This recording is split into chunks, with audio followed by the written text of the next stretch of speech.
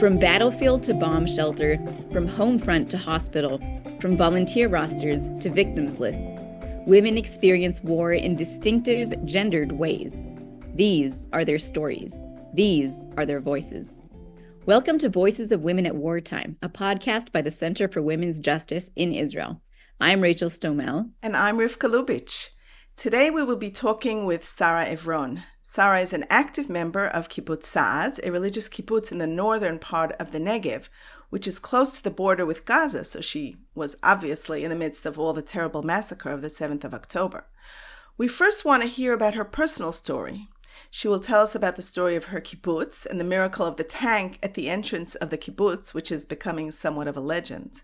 Sarah is also head of the religious kibbutz movement, and we may point out, the first woman to have this position. So she will be able to give us a much larger perspective on all that's happening in the movement of the religious kibbutzim these days. Sarah connects with CWJ on other issues, such as our work on the topic of mamzerim, a topic for some other time or some other podcast. I am very much looking forward to this discussion. Hello, Sarah, and welcome to our podcast. Thank you so much, Rivka and Rachel, for hosting me today and the honor of being with you and anybody who listens. Pleasure to be with you. Thanks for being here. So first, tell us a bit about your personal story. So what were you and your family doing on October 7th as everything was going down?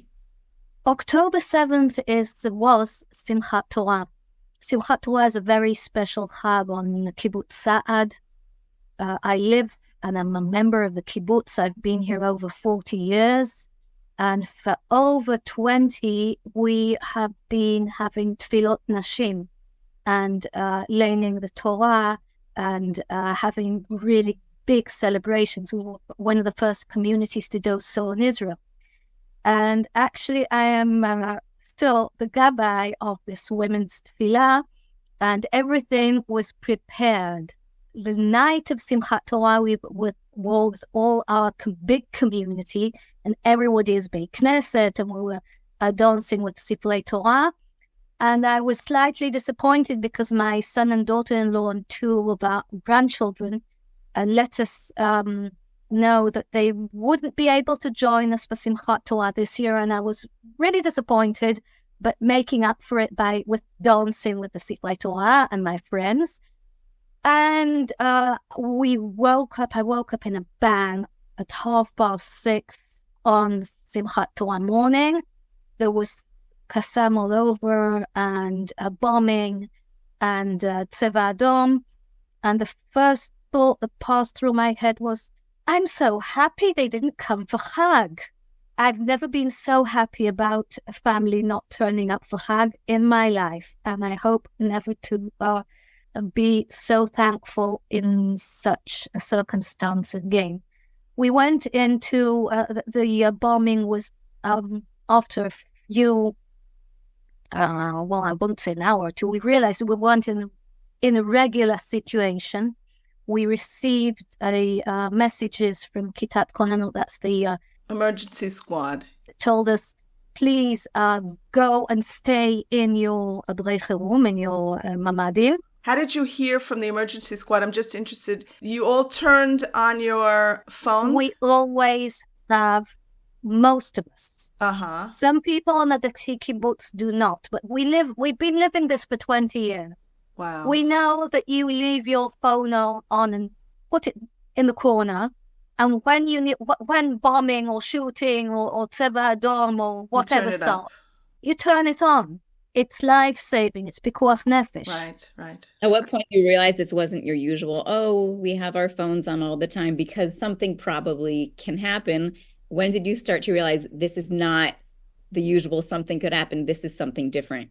When the shooting didn't stop. The bombing didn't stop. It went on and on. And then there was another irregular message saying, lock yourselves in your home, close everything, because there's chadirot mechablim. Terrorist infiltrations? Infiltrations, not into our yeshuv, but there are all over. So we understood something irregular was happening. Our home is near the fence of kibbutz, so even when we are close in our home, we hear. And there was lots of shooting and lots of bombing, and it didn't stop. And then we turned on the media, and we realized that people were being killed all over, and we didn't understand we were in a general war. We understood it was a big emergency and very dangerous. The next 36 hours, we spent most of the time in the safety rooms. From time to time, we were asked to do all sorts of things like I'm not part of the emergency team. I'm part of other things on kibbutz. So there's lists of who is on kibbutz and who isn't. Please check if your neighbors are safe. I just want to understand, for 36 hours? 36 hours is... Sunday afternoon. I thought everyone was out by, the evening or something. Sunday at 4 o'clock in the afternoon, the buses came on Sunday. But in and out, we were in Mamadim for a day and a half. We weren't holding the handles of the Mamad doors all the time. Sa'ad was not invaded, and the fighting around us was fierce, but it was outside. Two very dramatic things were happening. On one hand, the head of the local force, what we call Kitat Konenut, they were lifesavers for all the Yishuvim that they were in. The local people that know how to defend their villages, our villages, for the first half hour. It was about 12 or 14 people, young men, that knows how to defend. Their commander was out for Chag, and the vice commander was out too, and the third in the list was in charge, and the commander was in Orkiva. He sent a vocal message at 4:45 in the morning saying to Kitat Konenut, I know that later, I didn't know that then, saying, go to the fences, defend Sa'ad, Kfar Aza and Nachal Oz are invaded, are conquered, and we are next in line, and you must defend Sa'ad. Wow, that's pretty scary, especially for someone who's not usually the person in charge. That's a lot to handle. Yeah, an hour later, the person in charge was there, and the number 3, who was a paramedic, was sent into Kfar Aza to help, and he spent hours there saving lives and fighting, and so were some others. Kfar Aza is 700 meters from here. It's the other side of the road. So tell us the story of the tank and what you were doing with Kfar Aza, how they were coming in, or Nova, whatever. The fighting in Kfar Aza is near our... we have about 4 gates. Near one of our gates, we realized, or the people who are in charge realized, that it will take time for the army to come, and wounded people started coming into the gates. Some of the people on kibbutz on duty accepted these people in. There was a paramedic team who drove under fire, wounded people, some of them were soldiers, some of them were party, people who were part of a party, in the party, now we know it's the Nova, to Beersheba. There were groups of young people coming into kibbutz. Nobody understood what it was at the beginning, and they said, we were in the party, help us. And the people opened their homes and hosted them, and gave them cell phones and said, please phone your parents and say you're okay. We opened the infirmary, and we opened another, and the Ganim, and there were over 150 young people swarming in from the party, and proud of what my friends and neighbors did, not me personally. They were hosting and helping and making lists and trying to understand what's going on in all this chaos. While all that was going on, the Hamas were trying to enter Sa'ad. Now we know they had maps and they had orders of what they were supposed to do. They had the exact location of the school. They had the exact location of B'nai inside, you mean? Inside your kibbutz. Wow. They had the exact location. Wow. of where Bnei Akiva is, of where Philadelphia is, of where the school is. And they had orders to take people from their homes and capture kids and take them to the Gaza Strip. And all that didn't happen. The security squad was on the fences. And if the Hamasnikim would come, that wouldn't have been enough. Suddenly, out of nowhere, two things happened. One, a tank appeared. Nobody knows where that tank we were trying to research who the tank was, who their team was. But we still don't know. It's been a few months from there. Like, we still don't know where the tank came from? I think we have some sort of information. And he was driving from location to location. He was on the way to Be'eri and Re'im, and he saw the Hamas, and he began shooting them, gunning them down.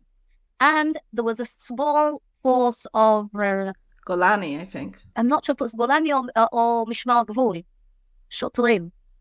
And that was in the middle of the morning, and they didn't enter. So sad, we had many miracles. It's unfair to speak of miracles when other people were murdered. So I'm not sure that's the right phrase. But you can be grateful that your kibbutz was spared, and at the same time also be horrified and upset. The other ones were... Yeah. I want you to know that this story is getting bigger and bigger, because I heard the story that there was a helicopter coming by and there was something wrong with the helicopter. It had to stop at Kibbutz Sa'ad at the entrance, and soldiers jumped out and gunned down the Hamas, and that's how they didn't get in. That's the story I heard from a friend. Actually, I heard the helicopter version I heard first time from you was yesterday. I didn't realize it was getting that big. The facts we know are about a small squad helping and the tank and the fighting of our local force that were and are real heroes. We have losses. We had one young man, Ben Kibbutz, is part of our community, that was working in Be'eri as part. His job was taking care of a kid with special needs, and he was murdered on Be'eri. And that makes an even stronger tie that was before between Sa'ad and Be'eri, because Be'eri's loss, part of Be'eri's loss, is our loss too. Also, he had a loss of a son who was on the Nova Party, and some more soldiers, including Roz from the States. A member of the kibbutz, yeah. When you say son, to people who don't live on a kibbutz, it sounds like a son, it's not a member. When you're 21 or 2, you're not a kibbutz member yet, but you're part of the community. Right, it's not your It's not your son. it's one of the people. That's the language of the kibbutzim, yeah. I want to move ahead and ask you about the evacuation of the whole kibbutz and what you're doing these days in the place, because the whole kibbutz had to move out and are living now in a hotel. In a hotel in the Dead Sea. I will say that there was fierce fighting also with our neighbors in Alumim, which are also a kibbutz dati, part of our movement, and they had greater losses than we had. And both kibbutzim are part of the evacuation plan. Alumim are now in 2 hotels in Netanya, and Sa'ad are in a hotel. Most of us, bigger part of the community. Sa'ad is the second biggest kibbutz in Western Negev. That means if Be'eri is 1,400 people, Sa'ad is 1,100 people. Most of us are in a hotel called Nevo in the Dead Sea. We were evacuated there.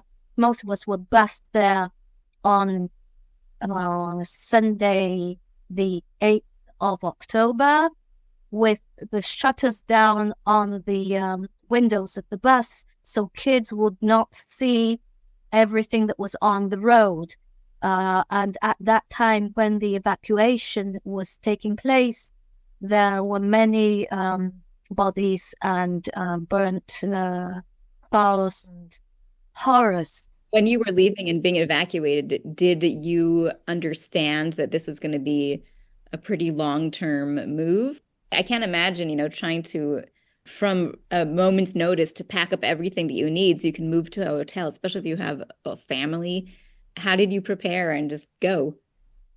Well, that's an interesting question because we had no idea. To this day, we don't know how long how long the journey home will take. Most people didn't realize we were going for such a long time. We were lucky to have the time and the ability to pack. If you were across the road, farther, people were in their pajamas. And then they have no houses, and the houses were all burnt down. The houses were burnt down. So we had the blessing of, okay, what do I put in my bag?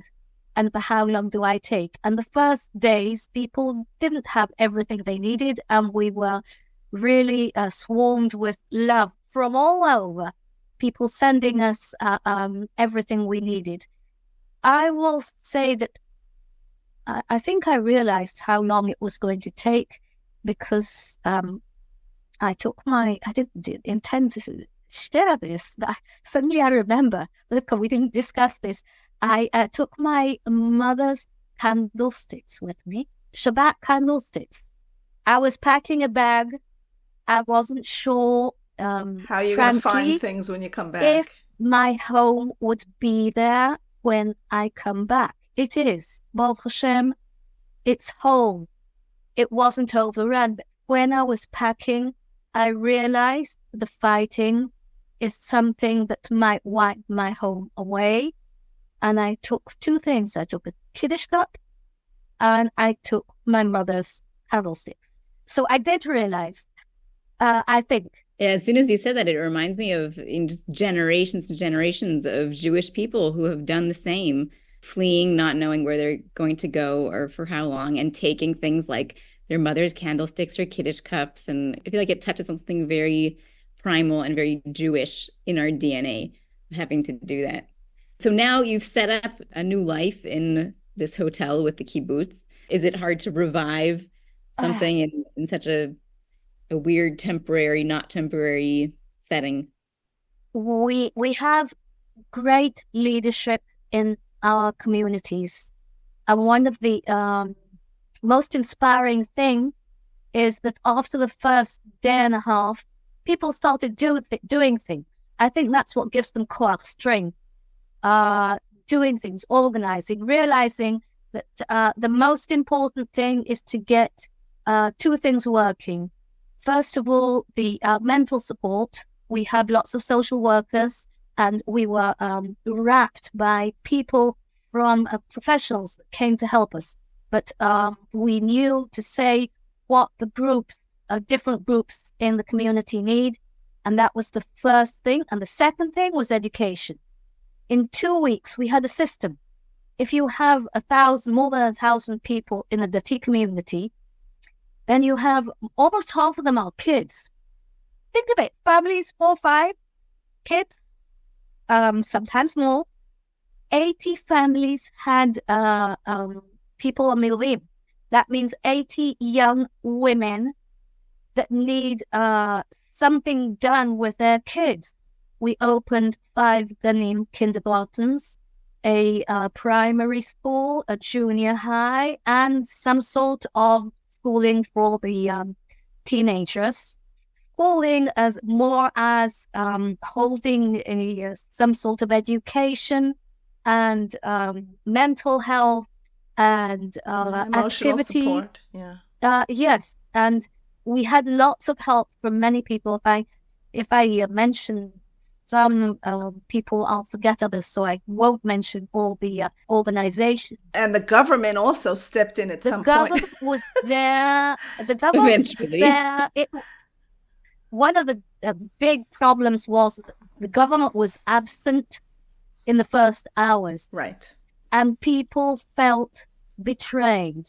Okay? Was that the sentiment also on your kibbutz? I know nationally that's how people felt, but how did your kibbutz and the people that you interact with daily, that's also how everyone was feeling? People say to this day, where was the army? Why did you let us live and thrive without warning us? We've been having young families joining for years. And some people feel that the fact that they said it's safe to live here and someone knew what was happening in Gaza and didn't do anything about it, they were part of the betrayal. They say, we told everybody it was okay. We came and our children, our grandchildren, new families joining kibbutz and feeling part of all what's going on. We were betrayed. That's the feeling. Wow. We only have a few more minutes. I want to hear from you about the general help that you're getting from the other religious kibbutzim, because you are the head of the whole Kibbutz Dati movement. And then if you have any thoughts on women in these times. Kibbutz Dati today, the organization, is more a network than anything else. And it's based on the fact that people care for people and communities care for communities. It starts with big things, like when we had to evacuate the senior citizens from Sa'ad, and some of these senior citizens, including my mother-in-law, are disabled. They have somebody that helps them do their basic things in life. You can't go to a hotel like that.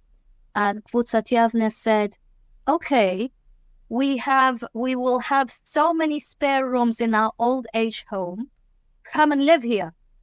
And other kibbutzim said, we'll take other senior citizens. So we have senior citizens living in kibbutzim that they opened their hearts and their homes and received people. There's groups of people from Sa'ad, from Alumim, living in those who couldn't stay in the hotel. Some of them found other places to go, but some of them, especially senior citizens, have been on the other kibbutzim. The other kibbutzim specifically of the religious kibbutz movement. Yeah. And another thing that's happening is agricultural help. The most prominent is the saving of the refet, the cowshed of Alumim, that was totally destroyed, and the cows, some of them were killed and others weren't milked for 4 days. I remember Alumim was calling for people to come and help milk the cows and keep up the refet. They had close to 20 workers that were murdered there, and everybody was traumatized. They were the workers, the agriculture in Thailand, and they see them as part of the community, and they say no. People say, how many people were killed on Alumim? Over 20 people were killed on Alumim. And that was part of how do we revive the refet of Alumim, the cowshed of Alumim. And Kibbutz Yavne sent a manager that came and co-managed with the people at Alumim. To this day, we receive cakes every Shabbat saying, Dear Sarah, or Dear Mishpachat Evron, or Dear Mishpachat Cohen, from all over the kibbutzim. And things like that happen all over, and it's heartwarming and a great support. Something about women. First thought, there are many leaders, men and women. Second thought, statistically, if you take 80 men away, then the women will be doing the job. Third thought, women are there leading communities, and they're doing it in an outstanding way. The head of the community in Sa'ad is a woman. The head of the community in Alumim is a woman. What do you mean by the head of community? Menahelet Kehila, Mazkirat Kibbutz. There's a position like that. Unlike when you live in Jerusalem, when you just live in your own house in the kibbutz, there are loads of things to do and loads of positions, and everyone's always doing like things and helping out. Lots of women are there in leadership. And when I was asked by one of the media, when I was asked by Han Moeshet to choose my hero for Hanukkah, I chose a woman called Efrat. Her husband was in Kitat Ponenut. Her brother-in-law was murdered in Ofakim. And he is on, her husband is on Malone to this day.